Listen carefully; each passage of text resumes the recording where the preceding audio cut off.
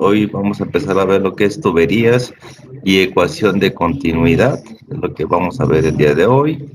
Pues vamos a ver de qué trata. Entonces decimos, cuando hablamos de la velocidad de flujo de un fluido y la ecuación de continuidad, bueno, es cuando la cantidad de fluido que pasa por un sistema por unidad de tiempo puede expresarse por medio de tres términos distintos. ¿Cuáles son estos? Bueno, uno es el que es Q, y Q es el flujo volumétrico, ¿sí? O el flujo volumétrico, que es el volumen de fluido que circula en una sección de por unidad de tiempo, ¿sale? Tenemos W, que es el flujo en peso, y es el peso del fluido que circula en una sección por unidad de tiempo.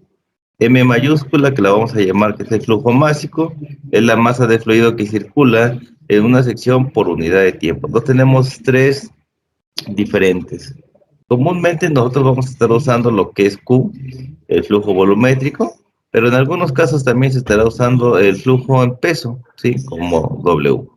Y en algunos casos, muy raramente más adelante, se estará ocupando M mayúscula, que es el flujo másico, ¿sale?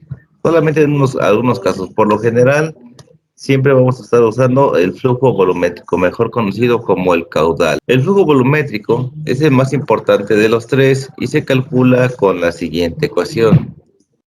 Decimos que Q, o el caudal, es igual a la velocidad por el área. Eso es el caudal, eso es Q, eso es el flujo volumétrico. Donde tenemos que A es el área de la sección y B es la velocidad promedio del flujo. Aquí tenemos una tabla, que es la tabla 6.1 del MOD, séptima edición.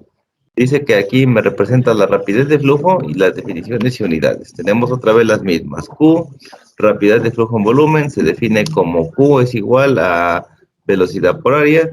Unidades en el sistema internacional, metros cúbicos por segundo. Unidades en el sistema inglés, pies cúbicos por segundo.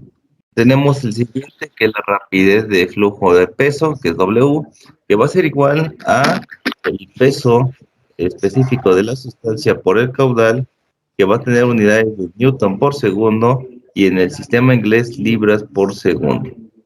También se puede representar este mismo como el peso específico por el área, por la velocidad. Tenemos la última, que es la rapidez de flujo en masa, que va a ser igual a la densidad por el caudal volumétrico, ¿sale?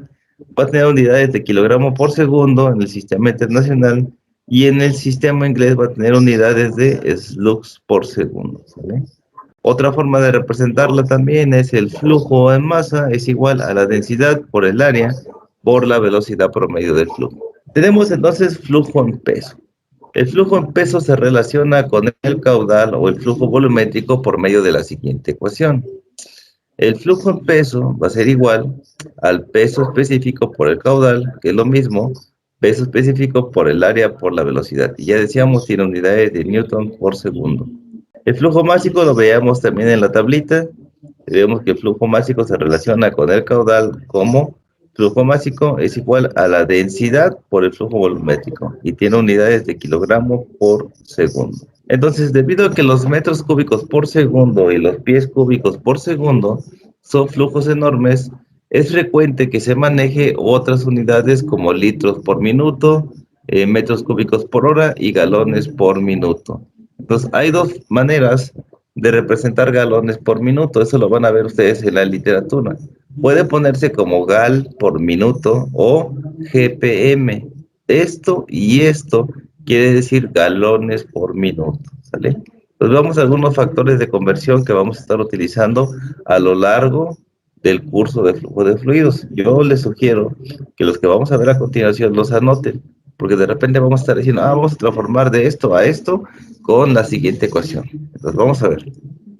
Tenemos que 1 litro por minuto es igual a 0.06 metros cúbicos por hora. Este factor me convierte inmediatamente de estos a estos que están aquí.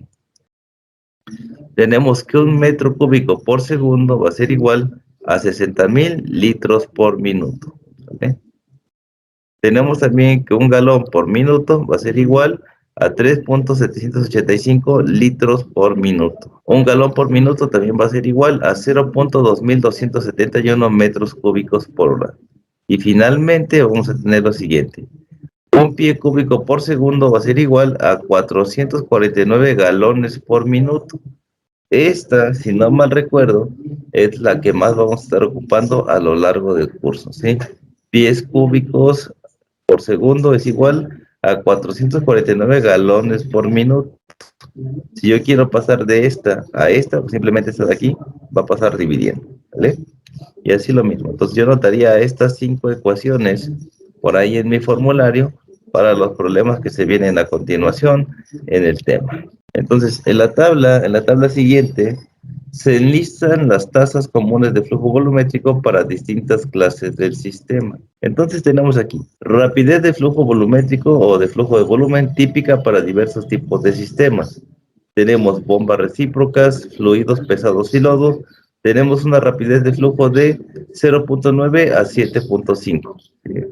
Tenemos también, bueno, aquí en metros cúbicos en litros por minuto de 15 a 125, en galones por minuto de 4 a 33. Para sistemas hidráulicos como aceite industrial tenemos de metros cúbicos por hora 0.6 a 6. En litros por minuto de 10 a 100 y galones por minuto de 3 a 30. Para sistemas hidráulicos, para equipos móviles, tenemos que de 6 a 36, de 100 a 600 y de 30 a 150. Para bombas centrífugas en procesos químicos, tenemos de 2.4 a 270, de 40 a 4500 y de 10 a 1200. Para bombas para control de inundaciones y drenaje, tenemos de 12 a 240, de 200 a 4000, de 50 a 1000. Para bombas centrífugas para manejo de desechos mineros de 2.4 a 900, de 40 a 15,000 y de 10 a 4,000. El caso de las bombas centrífugas contra incendios de 108 a 570, de 1800 a 9500 y de 500 a 2500. Esa es una rapidez que tenemos que tienen los fluidos en cada uno de estos sistemas. Entonces, hablando ya ahora sí de la ecuación de la continuidad. Okay. Dice, el método de cálculo de la velocidad de flujo en un sistema de ductos cerrados depende del principio de continuidad y me dice que considere la siguiente figura. Aquí tenemos una tubería donde existen dos secciones. El diámetro del punto 1 es completamente diferente del punto 2, ¿sí? Y bueno, lógicamente siempre nos va a decir la teoría de flujo de fluidos que siempre marquemos con flechitas la dirección de flujo. Entonces la dirección de flujo va de aquí para acá. ¿Vale? Tenemos una altura 1, tenemos una altura 2. Entonces, lo que vamos a ver aquí en la ecuación de continuidad es que pasa desde este punto a este punto que tenemos. Entonces, hablemos de flujo estable. Si un fluido circula con un flujo volumétrico constante de la sección 1 a la sección 2, o sea, va a ir desde aquí hasta acá. Ahí podemos ver la dirección de flujo. Es decir, la cantidad de fluido que circula a través de cualquier sección en cierta cantidad de tiempo, pues es constante. Y esto se conoce como flujo estable. Entonces, por ello, si entre las secciones 1 y 2 no se agrega fluido ni se almacena o se retira, entonces la masa de fluido que circula por la sección 2 en cierta cantidad de tiempo debe de ser similar a la que circula en la sección 1. ¿Sale? Pues en un cierto tiempo la sección 2 va a ser igual a la sección 1. ¿Sale? Esto expresa en términos del flujo másico de la siguiente forma. Si tenemos ecuación de continuidad, voy a decir que el flujo másico en el punto 1 va a ser igual al flujo másico en el punto número 2. Eso es lo que me está diciendo el principio de continuidad. Como en cierto tiempo este de aquí va a ser igual a ese de aquí, por lo tanto, flujo másico en el punto 1 va a ser igual al flujo másico en el punto número 2. Entonces, si nosotros pasamos esto a su expresión, a cuánto es igual el flujo másico, vamos a tener lo siguiente. Entonces, debido a que el flujo másico es igual a densidad por área por velocidad, tenemos que la ecuación de continuidad se puede escribir de la siguiente manera.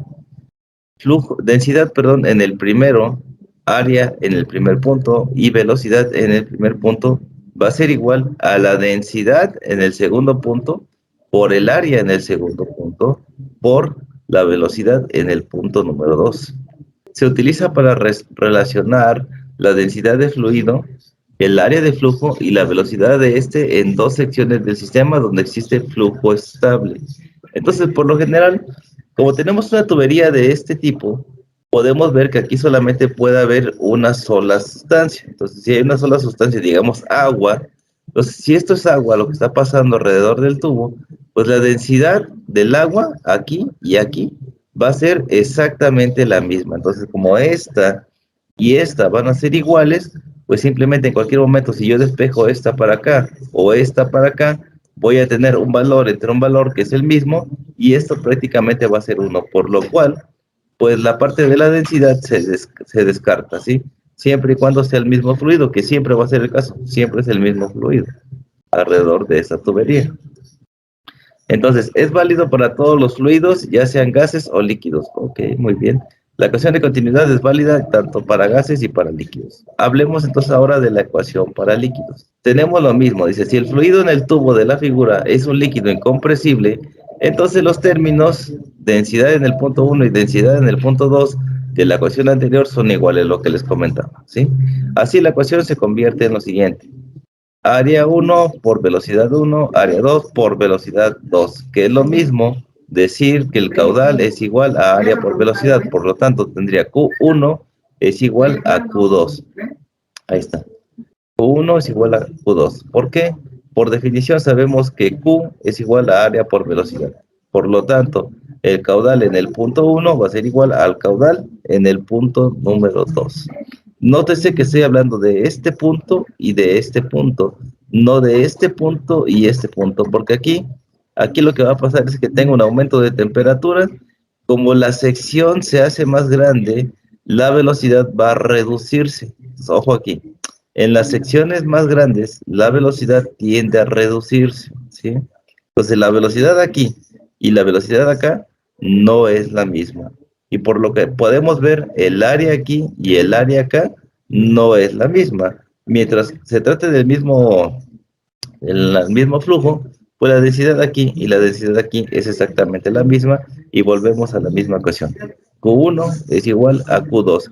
Y esta de aquí es la que vamos a conocer a lo largo del curso como la ecuación de continuidad y me va a servir para determinar muchos casos, para encontrar el área, para encontrar el volumen y la velocidad, área y velocidad para saber qué es lo que estoy buscando. Entonces, la ecuación Q1 es igual a Q2, es de continuidad, como se aplica en los líquidos, que se enuncia de la siguiente manera.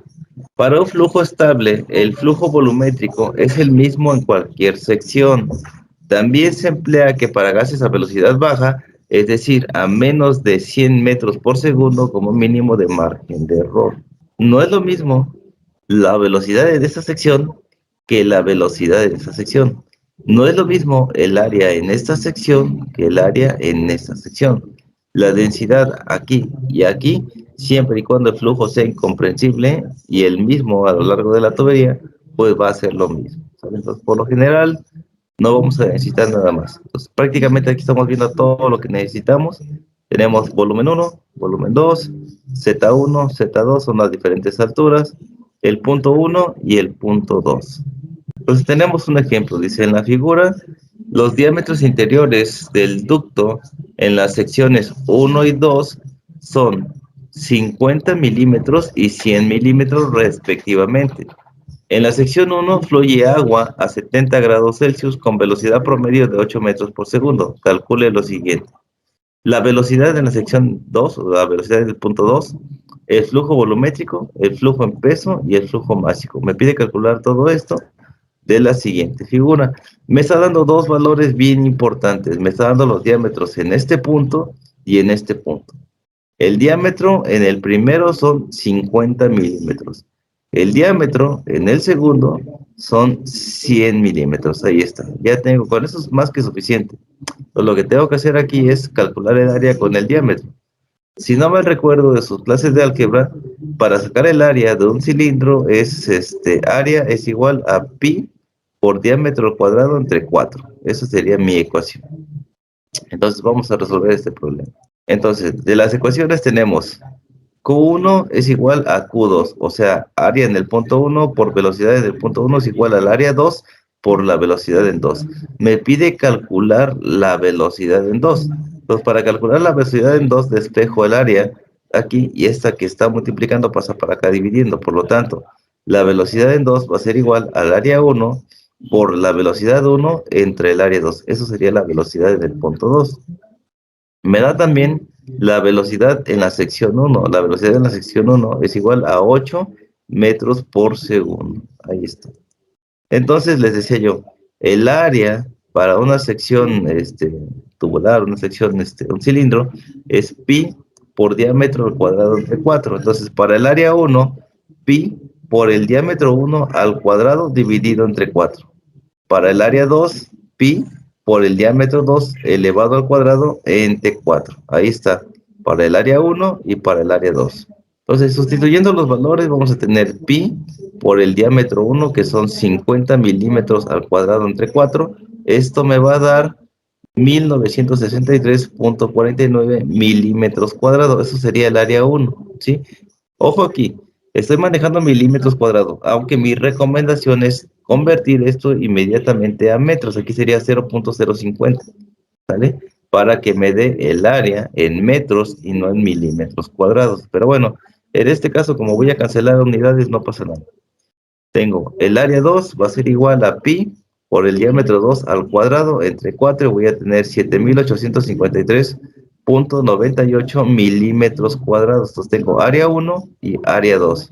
Entonces, para conocer la velocidad en el punto 2, que es lo primero que me preguntaba, pues va a ser igual al área 1 por la velocidad 1 entre el área 2 por la velocidad 2. Entonces, lo que vamos a hacer, como quiero conocer velocidad, aquí no importa que yo la dejara en milímetros. ¿Por qué? Porque estas unidades con estas se cancelan. Entonces, se cancela esta con esta y me van a quedar solamente metros por segundo. Entonces, multiplicando esto por esto y dividiendo entre esto, la velocidad en el punto 2 es de 2 metros por segundo. Eso sería la velocidad en el punto 2. Entonces, ya tenemos la velocidad en el punto 2, que era el inciso A. Observe que con el flujo estable de un líquido, conforme aumenta el área donde fluye, la velocidad se reduce. Lo que yo les decía, si tengo mayor área, pues la velocidad va a ser mucho más lenta. En la sección 1 eran 8 metros por segundo, mientras que en la sección 2, que es mucho más grande, la velocidad es 2 metros por segundo. Entonces, esa observación hay que tenerla en cuenta de aquí en adelante. El flujo volumétrico, que es lo que me pedía también, calcular el flujo volumétrico. Bueno, para el flujo volumétrico sabemos nosotros que Q es igual al área por la velocidad. Entonces, debido a que el principio de continuidad podría manejarse de las condiciones de la sección 1 o de la sección 2 para calcular Q, en la sección 1 tenemos, ¿qué quiere decir? Si yo quiero calcular el caudal o el flujo volumétrico, yo puedo calcularlo en la sección 1 o en la sección 2. ¿Por qué? Porque mi principio de continuidad dice que el caudal en 1 es igual al caudal en 2. Entonces yo puedo usar el caudal que vamos a calcular en el punto 2 o el caudal en el punto 1. En este caso se decidió usar el punto 1 por los datos que ya conozco. Conozco el área y conozco la velocidad en el punto 1. En el punto 1 son 8 metros por segundo. ¿Sale? Entonces, aquí miren, yo les decía, desde antes convertir esto de aquí en metros cuadrados, porque si no sucede esto, tengo 1963.49 milímetros cuadrados. Lo que tengo que hacer ahora, convertir estos milímetros cuadrados en metros cuadrados. ¿Sí? Entonces lo transformo en metros cuadrados y voy a tener A1 es igual a 1.9634 por 10 a la menos 3 metros cuadrados. ¿Sale? Entonces ahí tengo el área 1 ahora en metros. ¿Sí?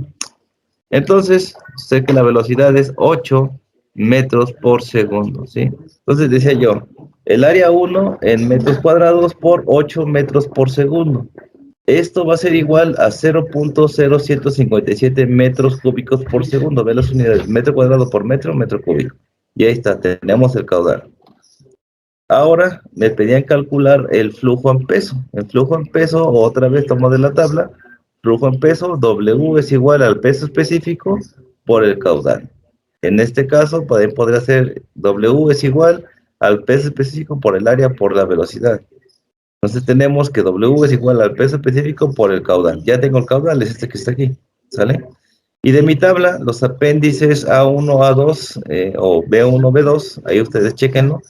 Viene el peso específico del agua a 70 grados Celsius, ¿sí? Y tenemos que el peso específico del agua es 9.59 kilonewtons sobre metro cúbico. Y entonces el flujo en peso es el siguiente. W es igual al peso específico por el caudal, o sea, 9.59 kilonewtons por metro cúbico multiplicado por el caudal, 0.0157 metros cúbicos por segundo. Por lo tanto, el flujo en peso va a ser igual a 0.1505 kilonewtons por segundo. Vamos a ver si esto es cierto. Dice que el peso específico del agua a 70 grados Celsius era eso que está ahí. Bueno, 60, 70. Aquí está. 9.59 kilonewtons sobre metro cúbico. Vamos a ver si es cierto. 9.59 kilonewtons sobre metro cúbico. Entonces estamos en lo correcto. Para eso me sirven los apéndices. Como estamos hablando que la temperatura está a 70 grados Celsius, pues simplemente el peso específico es de 9.59. Ojo aquí con las temperaturas, ¿sale? Acuérdense que hasta 15 grados Celsius es 9.81. Después de ahí ya empieza a cambiar el valor del peso específico. Aquí lo tenemos en grados Celsius y en la siguiente lo tenemos en grados Fahrenheit. Entonces, depende de lo que te esté pidiendo el problema, puedes venir y buscar aquí la temperatura y con ello puedes encontrar peso específico, densidad, viscosidad dinámica y viscosidad cinemática para el sistema inglés y para el sistema internacional. Aquí está. Entonces, ahí está el valor, ahí está el flujo en peso, ya lo tenemos. ¿Qué me falta? Me falta el flujo másico. Igual, de la tabla yo digo que el flujo o la rapidez másica va a ser igual a la densidad por el caudal o la densidad por el área por la velocidad. En este caso, como ya tenemos el caudal, podemos multiplicar solamente por la densidad, ¿sí? Entonces, a 70 grados Celsius, la densidad del agua es lo siguiente. A 70 grados Celsius, la densidad del agua, ¿cuánto es? La densidad es la que sigue, 978. Densidad del agua. Bien, ese es el valor que voy a tomar. 978 kilogramos sobre metro cúbico. Ahí está. Pues ya nada más simplificamos, decimos que el flujo másico va a ser igual a la densidad por el caudal. En este caso, 978 kilogramos por metro cúbico multiplicado por 0.0157 metros cúbicos por segundo. Con esta se cancelan y me quedan kilogramos por segundo, o sea, 15.3546 kilogramos por segundo sería el flujo másico para este problema. Pues vamos a ver lo siguiente. Tenemos ahora entonces el caso de tuberías y tubos disponibles comercialmente. ¿Cuáles son estas tuberías y tubos comercialmente? Quiere decir que son los que se venden más comúnmente. Tú llegas a la ferretería y vas a pedir tubos en estas condiciones. Dices, mira, el tamaño estándar tradicional por lo general se pide en pulgadas, nunca se pide en milímetros, pero bueno, viene el tamaño métrico o el tamaño estándar de N, ¿sí? Por lo general llegamos a la ferretería y decimos, queremos tubo de 1/8. Ok, de 1/4, 3/8, 1/2, 3/4, una y 1/4, 1,5, 2, 2,5, 3 o 4 pulgadas, ¿sale? Es una sola tabla, simplemente que para no ponerla hacia abajo, que no cabría aquí, lo que se hace es poner aquí, estamos en 4, 6, 8, 10, 12, 28, 30, 40, 60, 88. Entonces, por lo general nosotros siempre pedimos en la ferretería pues tubos en pulgadas, no los podemos pedir en milímetros, no estamos acostumbrados. Por lo general llegamos y pedimos en pulgadas. Entonces los tamaños nominales van desde 1/8 hasta 88 pulgadas, ¿sí? Esos son los tamaños nominales que pedimos nosotros con las tuberías. Y también lo manejamos en milímetros, desde 6 milímetros hasta 2200 milímetros, ¿sale? Estos son los tamaños tradicionalmente que se ocupan. Por lo general, en nuestros problemas vamos a ver que es un 1/8, 1,5, 2 pulgadas, 3 pulgadas. No vamos a ver mucho el 6 milímetros, 20 milímetros, 400 milímetros. No, por lo general lo manejamos todo en pulgadas porque así es como se usa tradicionalmente. Entonces vamos a hablar primero de algunas tuberías. Tenemos primero el tubo de acero. Entonces el tubo de acero, bueno, dice, las tuberías de uso general a menudo se construyen con tubería de acero, es lo más común, ¿sí? Los tamaños estándar están designados por el tamaño de la tubería nominal. Ese NPS es el tamaño de la tubería nominal, eso quiere decir, y el número de programa, ¿sí? El número de cédula por lo general. ¿sale? Entonces el tamaño original es simplemente la designación estándar y no se utiliza para los cálculos. Entonces el tamaño nominal es la designación estándar y en los cálculos nada que ver, ¿sale? Entonces los números están relacionados con la presión de operación permisible de la tubería y con la tensión permitida del acero en la tubería. O sea, tensión es lo mismo que yo dijera presión, ¿sale? La presión que resisten estos tubos. Entonces, el rango de números programados es de 10 a 160 y los números más altos indican un espesor de pared más pesado. Vamos a ver más adelante qué cosa es esto de espesor de pared. Debido a que todos los esquemas de tubería de un tamaño nominal dado tienen el mismo diámetro exterior, ¿sí? En algunos casos. Los esquemas más altos tienen un diámetro interior más pequeño, ¿ok? La serie más completa de tubería de acero disponible son serie 40 y serie 80, ¿no? Entonces, en nuestros cálculos vamos a estar viendo lo que es serie 40 y serie 80, o cédula 40 y cédula 80. ¿Dónde vamos a encontrar esto? En mis apéndices, cuando hagamos los cálculos, voy a minimizar esto. Déjenme ver, ahorita les digo dónde está la cédula 40. Aquí tenemos las condiciones cuando hablamos de un material cédula 40. Y aquí tenemos diámetro exterior, espesor de pared, diámetro interior y área de flujo. Entonces, con que yo conozca las condiciones de la cédula de la tubería, me dice, ¿sabes qué?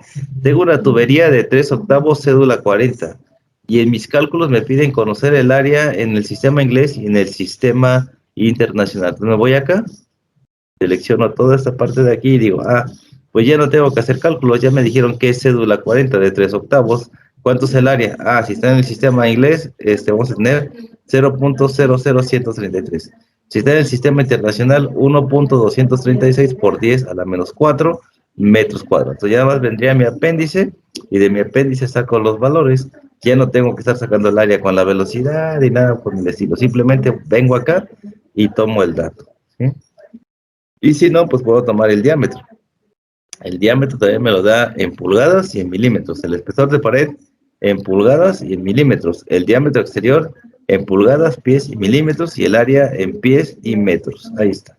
Pues ya con esto yo podría llegar aquí y tomar los valores directamente de la tabla para cédula 40. También existe para cuando hay cédula 80, es lo que les decía ahí el texto. Solamente existen por lo general estas dos. Y de estas dos puedo tomar los valores que están aquí y listo. De aquí puedo sacar los valores directamente del área, del diámetro exterior, del diámetro interior y me evito estar haciendo cálculos. Mira, aquí tenemos áreas de los círculos también. Si a ustedes les da un poquito de flojera hacer los cálculos, ya nada más veo, mira, si el diámetro es de 0.25, el área es esta, en el sistema que corresponda. Si el diámetro es de 4, el área es este. Aquí ya me da las áreas aquí normales. Eso si a ustedes les da flojerita hacer los cálculos, que no deberían, ¿no? Aquí tenemos los factores de conversión. Aquí hay también más factores de conversión. Por eso es importante tener los estándares. Mira, dice que la masa 14.59 kilogramos es un slug. Y aquí nos va dando diferentes tipos de conversión. ¿Sale? Entonces, quería ver aquí las figuras. Aquí está. Por ejemplo, aquí en nuestro caso no estamos usando esto. Esto se va a ver en una sección que es de fenómenos de transporte, donde sí es importante conocer esto, pero lo vamos a ver en fenómenos de transporte. Aquí están más de estos cálculos, ¿no? Los que me importan son estos para el caso de flujo de fluidos, donde estamos hablando de áreas circulares. Tenemos que el área de la sección es pi por diámetro cuadrado entre 4, lo que yo les decía. Aquí está. Por lo general vamos a usar esto. Entonces decíamos que para tuberías de acero existen cédula 40 y cédula 80, aunque también aparece como acero comercial. Entonces tenemos tres modos de verla: acero comercial o cédula 40 y 80. Entonces los tamaños nominales de la tubería en unidades métricas son los siguientes. Debido a la larga experiencia en la fabricación de tuberías estándar de acuerdo con los tamaños estándar, acuérdense que eso significa NPS, y los números programados se siguen utilizando a menudo incluso cuando el sistema de tuberías se especifica en unidades métricas, ¿sabes? Es lo que yo les decía. Por lo general estamos hablando del sistema inglés vamos a usar pulgadas, pero si estamos usando el sistema internacional, también vamos a hablar de pulgadas. Por eso dice que en unidades métricas. O sea, si estoy trabajando en metros, aún así me van a dar una tubería de cuarto de pulgada, 3/4 de pulgada. El chiste es que tenemos ya bien fijo que las tuberías y los sistemas de tubería se manejan en esas unidades. No importa que sea sistema inglés y no importa que sea sistema internacional. ¿Sale? En todos casos, el conjunto de equivalente a las unidades métricas, pues es el dn, y veíamos en la tablita el dn, que estaba en unidades de milímetros, ¿sí? Déjenme volver si se puede aquí. Aquí está. Vamos a usar pulgadas por lo general siempre, ¿no? Entonces aquí como tengo tipo cobre, voy a regresar a las de acero, porque ahí sí está bien explicado. Cobre y plástico. Aquí está, mira. Por lo general nosotros siempre mencionamos y pedimos en la ferretería por pulgada, ¿no? 1/8 de pulgada, que es el tamaño nominal en pulgada, pero su equivalente en el sistema métrico serían 6 milímetros, ¿sí? 1/4 de pulgada, su equivalente serían 8 milímetros. Por lo tanto, entonces es muy raro que te lo den en esto, en el tamaño nominal, en sistema métrico. Por lo general, siempre es en pulgadas, ¿sale? Entonces, NPS es pulgadas, DN es milímetros. Entonces, en algún problema puede decir, el NPS es 1/8 de pulgada, o DN igual a 6 milímetros. Yo lo que haría aquí, si me lo dieran en estas unidades, es, bueno, ya no entendí el DN. Ah, pues busco mi tablita. Aquí el DN quiere decir 1/8 de pulgada. En este caso 6 quiere decir 1/8. Y aunque tenga el DN, ahora puedo venir a esta tabla. Y como tengo este DN que está en milímetros, ya vuelvo a buscar los valores igual aquí en esta tablita. ¿Sale? Entonces, mucho ojo en qué unidades me están dando los valores en mi problema. Puede decir NPS igual a 1/8 o puede decir DN igual a 6. Y hace referencia a esto, 1/8 de pulgada y 6 milímetros. Entonces, mucho ojo aquí en los problemas como vengan en el examen. ¿Sale? Entonces, aquí, importante, este y este son los mismos, sistema inglés y sistema internacional.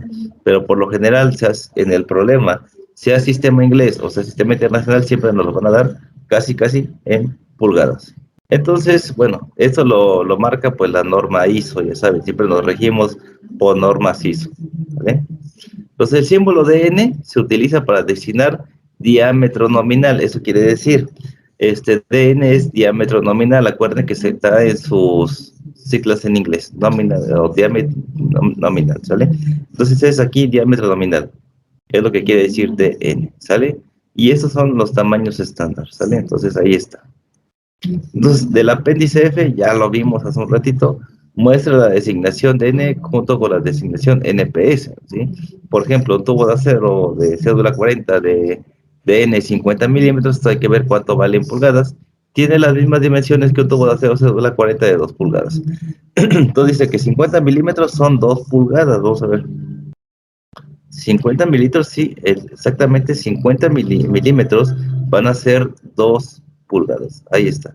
Es lo que me está haciendo referencia. ¿Estos son 2? Sí, claro que sí. Simplemente que aquí está como DN y aquí está como pulgadas. ¿Sale?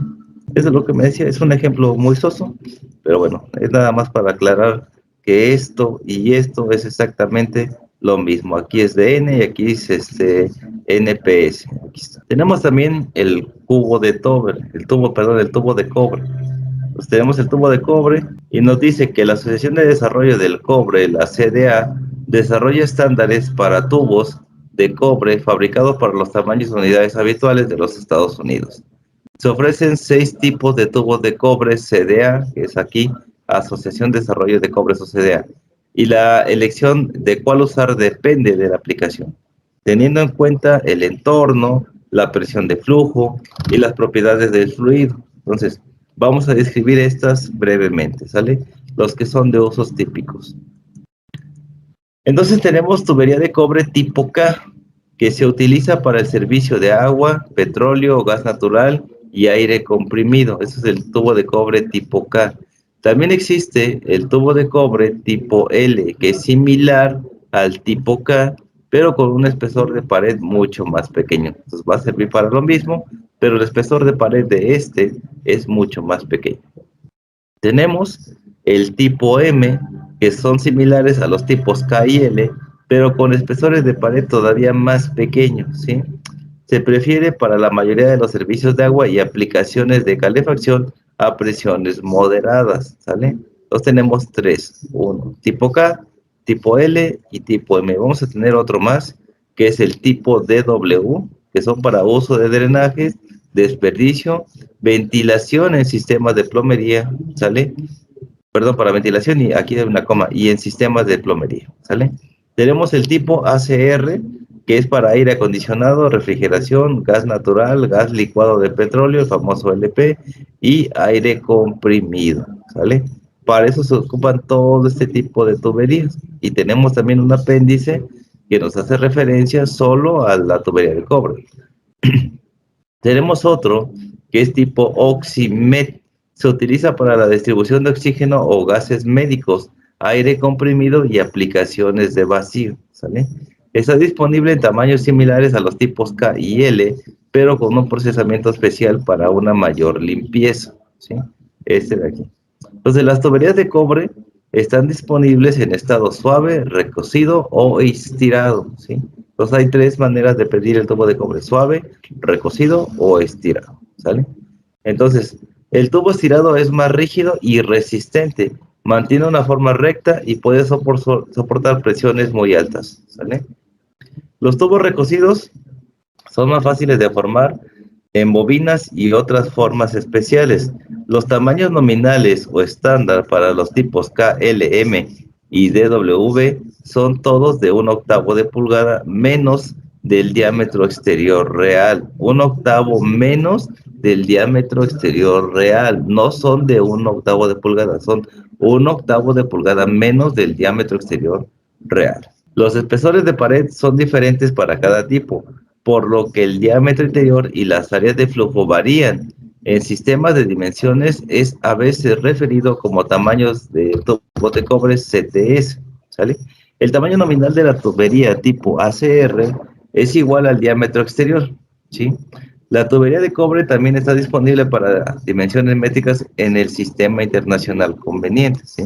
Pues vamos a ver. Les decía yo que también hay un apéndice para tuberías de cobre. Vamos a ver cuál es. Dice dimensiones de tubos de acero, cobre y plástico. Entonces aquí tenemos eso. Cuando tenemos tubos de acero, cobre y plástico, bueno, podemos entrarle aquí. Pero hay una que es específica para cobre. Déjenme ver si la encuentro. Aquí está. Mira, por ejemplo, aquí están dimensiones de tubos de cobre tipo K. Sí, los que vimos hace un rato.